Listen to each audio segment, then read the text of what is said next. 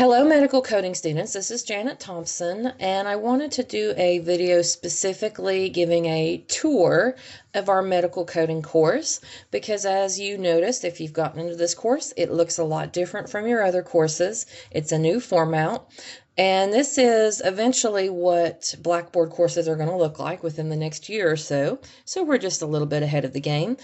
But it is different. So just a few things we're going to look at. Over here in the right-hand corner, there are some icons that are going to be used to navigate through the course. So the very first one is content, which is what we're at right now. The next one is the calendar, and I like this feature. I like to go by the due dates. So this shows you everything that's coming up recently, and you can switch your views day, month, or just to show today. The next button is the discussions link, and we are going to have group discussions in this class, and I have this showing just as a example for now. We're going to get more information on our group discussion projects when we get more into the semester, but I just want to show you this is how this works. This is what this tab is for. The grade book, and of course you'll be wanting to be familiar with this. All of the assignments laid out there. And then this tab here for messages, this is for sending messages within the course. So it's not like an email, so just keep that in mind. This is to send messages to and from each other. So let's go back to the content link over here. And we have an area over here to the left with a few items. Announcements, which I haven't put in an announcement in yet. We'll be doing that soon. Attendance, you're not going to really need to worry about that since we are largely online. But for other classes where you do attend in person, this is an area of interest. Blackboard Collaborate. Some of you that's been in class with me in the previous semesters are used to this format. So this is the exact same thing of joining the sessions live online as they're happening. And this is also where class recordings are going to be. So on this Blackboard Collaborate, if I click on Join Session, that's all I need to do. Go to my course room and it will take me there. So the course is going to have in-person and live meetings, both in-person or online. Thursdays, 9:30 to noon is the class time. We usually do class time from 9:30 to 11, and that last hour is for questions or worksheet review. And the first class meeting is going to be August 22nd at 9:30. So I love it when people join online as well as in person, but it's not a requirement to attend these sessions. They will be recorded so you can access them later on if you need to. So everybody's schedule is different.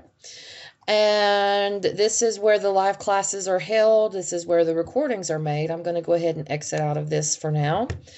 And the other area of this Blackboard Collaborate, if you go to the three dots right here, you can view all recordings. And I put one in there just as a sample for you.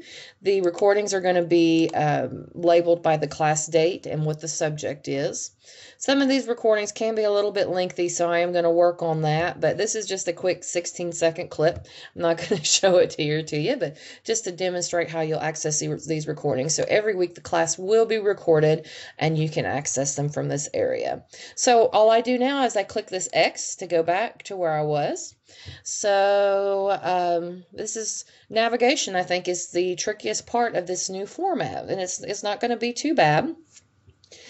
Let's see, books and tools. If you click on this area, connect is where you'll want to go to set up your Connect account. Now, I'm not going to click this right now because it's going to give me an error message, so I don't need to show that on my video because I'm in a student preview right now.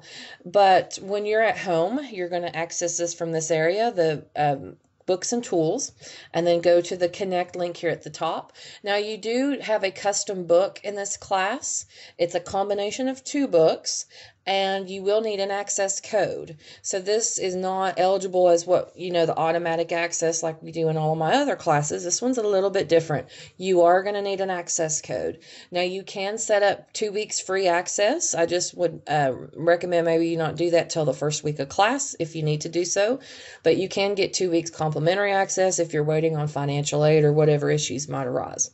But you are going to need a access code. So I'm going to close this area out, and we're going to look at course content. So we have our introduction page. So we have a nice welcome, And I have an introduction video just going over the basics of the course for you to check out. Contact information, book information. So we are using 3 textbooks. We have the custom book, and then you need an ICD-10 and CPT 2019 versions to code with. The assignment and grade distribution is listed here. So review assignments, tests, quizzes, and the group discussions all have a weight of the grade assigned to them. So I can click my X to go back to the course page, or I can just click on my link here, my arrows, to navigate. And this is the syllabus. You can download this. And next we have our assignment schedule. Of course, we want to download that. I'll just pop that one open real quick. We're pretty much going to follow this to a T this semester. I mean, sometimes there are some changes, but that's likely going to be our set plan. This link right here is if you need to get to connect directly to register for the course. This is just an extra link for you to access it.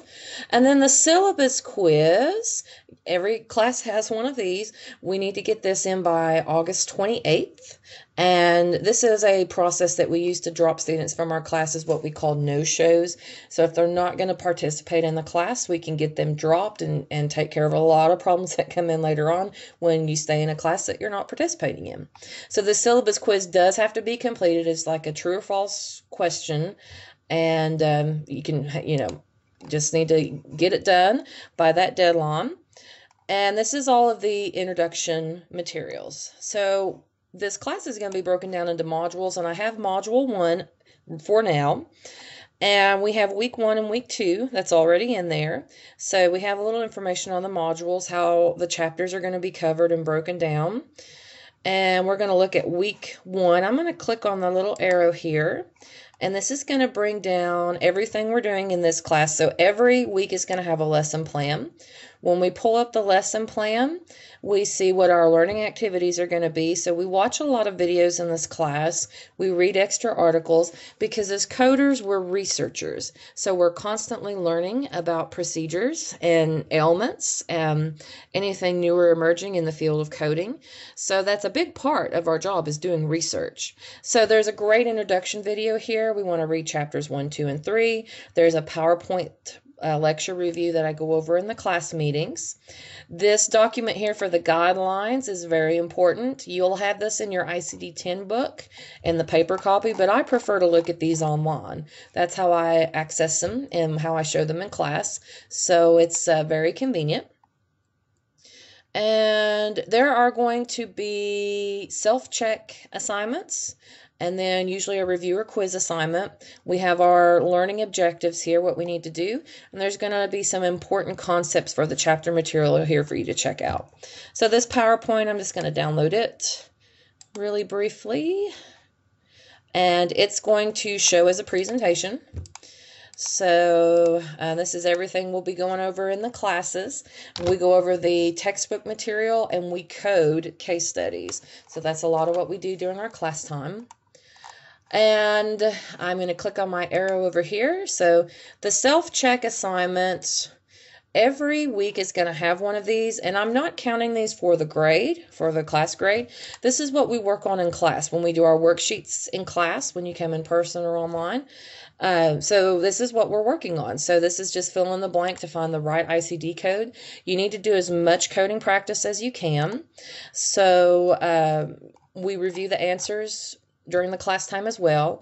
And this is just an important step for you before you move on to the assignments. You make sure you have a good understanding of what particular codes need to be listed there. And they have unlimited attempts. There's no due dates because, again, these self-check assignments, they're not going to be required for your grade. Now, I'm just going to click on my X up here to close out of this. And the review and quiz assignments, this will, once you get into your Connect account and get registered, this will take you directly to those assignments. And I'm not going to click on those right now since I'm in a student preview. It's not going to let me view anything, so that's why. And that's week 1. So we got our review and quiz assignments that are required for the grade. And let's look at chapter 4 and 5 for week 2. It too has the same format of a lesson plan.